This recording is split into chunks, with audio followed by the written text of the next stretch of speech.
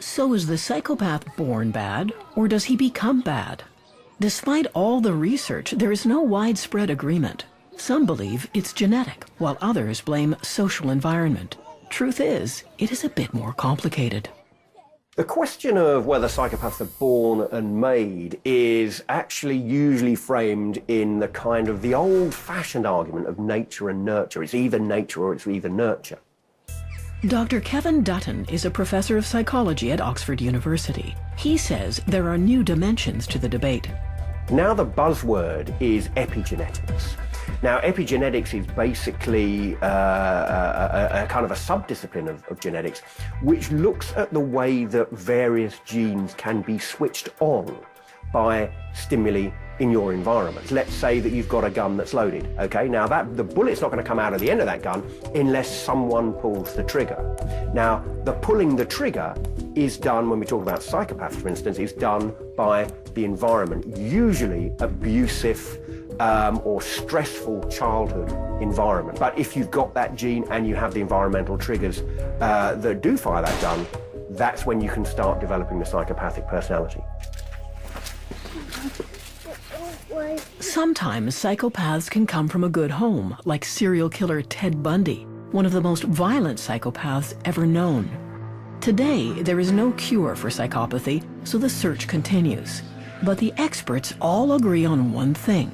The psychopath is very difficult to treat. When you go to the doctor or a psychiatrist, you're suffering pain, psychological or physical. What's the psychopath experiencing? None of these things. A psychopath doesn't recognize his own symptoms, so he sees no need to change. And studies with criminal psychopaths show treatment can actually make them worse. They pick up all the psychiatric jargon, parrot the right phrases, and become even more devious.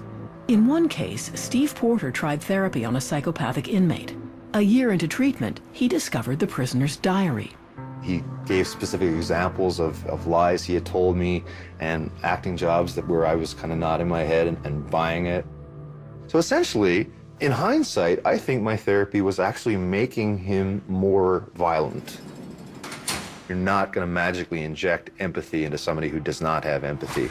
One strategy that might work is to appeal to the psychopath's self-interest, something California psychologist Dr. Robert Shug tries to do. You want to get them to understand that, the way that they are acting and behaving, thinking and feeling, is actually harming them. It's actually slowing their progress in life. It's actually giving them sort of a lower quality life than they could have. Marcus, you pull this off. Could work out very nicely for you. What type of bonus we talking? According to the latest studies, this approach is showing promise. Deal. Some experts say early intervention is the key. They believe children who display antisocial behavior and callous unemotional traits can be turned around. If you can get some of these individuals, well, they're still adolescents, so maybe just developing psychopathic individuals, then one can do quite a bit with them. If we get them young, then we can do something. If we go farther down the age scale, down to age 6, 7, and 8, which we couldn't talk about a few years ago. What, psychopathic kids, children? Well, no, these are children that have certain propensities, personality traits that could develop into the adult form of the trait. Even if we cannot effectively treat psychopaths, Dr. Kevin Dutton believes in some cases that's okay. Dutton is the best-selling author of The Wisdom of Psychopaths. He believes it can be good to be bad and likens psychopathic traits to knobs or sliders in a mixing studio that might be turned up too high. But if you are intelligent and you are non-aggressive and you have some of these dials turned up a little higher than others, depending on the circumstances, depending on the context, then that can predispose you to actually great success in various professions. Don't get me wrong. When I'm talking about successful psychopaths, I'm not talking about your pure psychopaths, your psychopaths who are right at the extreme level, who have all of those mixing desk dial characteristics turned up to max. What's important is that you have the right combination of traits, ruthlessness, fearlessness, focus, coolness under pressure, dialed up at the right levels within the right context. While researching his controversial book, Dutton carried out a UK study to find out which occupations attract psychopaths. When we looked at the top 10, it was very, very interesting indeed. Okay, sure, CEOs were number 1. We had lawyers at number 2. We had media, especially TV and radio, at number 3. We also had surgeons. The list includes hero populations such as law enforcement, rescue services, the military, and special forces. There's a very common sense reason for that. If you've got people who are charming, who are charismatic, who are ruthless, who are fearless, who are cool under pressure, focused and mentally tough, the James Bond personality, okay? James Bond is the poster boy for functional psychopathy, okay? My name is Jordan Belfort. The year I turned 26, I made $49 million, which really pissed me off because it was 3 shy of $1 million a week. Our infatuation with the psychopath through flattering portrayals in the media, best-selling novels, TV dramas, and of course Hollywood movies may be shaping society toward a less moral world. Was all this legal? Absolutely not. The media also has a way of, in some respects, celebrating the psychopath, right? So there are some traits associated with psychopathy that people just think are kind of neat. You turn on television at night, and all the programs are about murder and mayhem. People watch Dexter, about a serial killer, I guess, with a conscience. Does that make any sense? Over here in the UK, we've got shows like Fear Factor, X Factor, The Apprentice, Weakest Link, where the emphasis is all on cutthroat, every man for himself, loosening of inhibition, instant gratification. The psychopathic style of life is much admired by a lot of people. And this is essentially unfortunate. That is, look out for number 1, get what you can, make sure you retaliate, get your shots in first, right? And don't worry too much about what your impact is upon other people. Never before have we had such exclusive... In a rather unconventional experiment, Dutton literally went inside his own brain to better understand what it might feel like to be a psychopath. Using a technique called transcognitive stimulation, Dutton mimicked how a psychopath's brain is hardwired.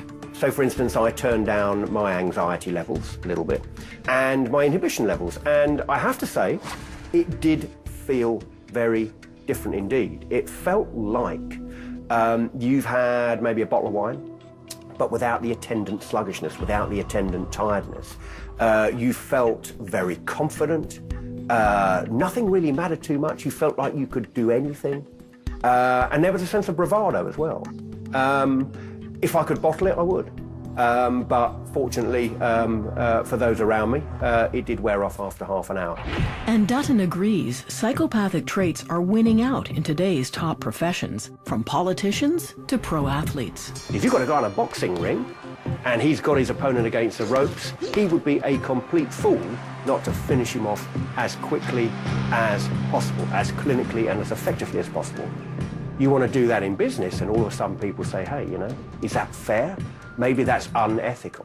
But actually, I would say, you know, in sport, it's what you're meant to do to be a great champion. You need that ruthlessness, you need that focus, you need that kind of detachment of emotion from behavior in order to be a great champion. When we come back, they are here to stay. And as we learn more about psychopaths, can we also learn how to protect ourselves? Let me ask you this then. If you could cause harm and hurt people and just not go back to prison, would you? Oh, hell yes. Yes. Yeah. I would be lying to say no. Welcome back, Aftermath Radio, where we talk about all things psychopathic. I'm very excited about our next guest. We have Psychology professor Dr. Robert Shug hosts an internet radio program. He hears from victims worldwide and also from psychopaths themselves. I am a high-functioning sociopath. However, I've been at the bottom of the barrel, prison time, lots of violence, and lots of manipulation, lots of harm to other people. Now I try my best not to do those things. Let me ask you this then. If you could cause harm and hurt people and just not go back to prison, would you? Oh, hell yes. Yes.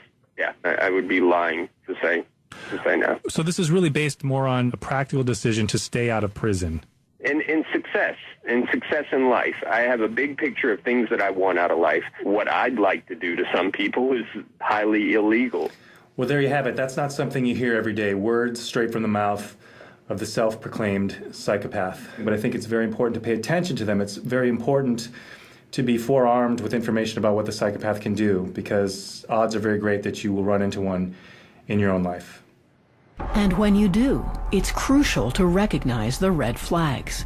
The experts offer a survival guide, what you need to know to protect yourself. If it sounds too good to be true, it probably is. So if someone seems like they're really coming on strong, they're really glib, superficial, fast talker, seem really interested in you, promise the world with no hesitation, that's probably someone to be careful of.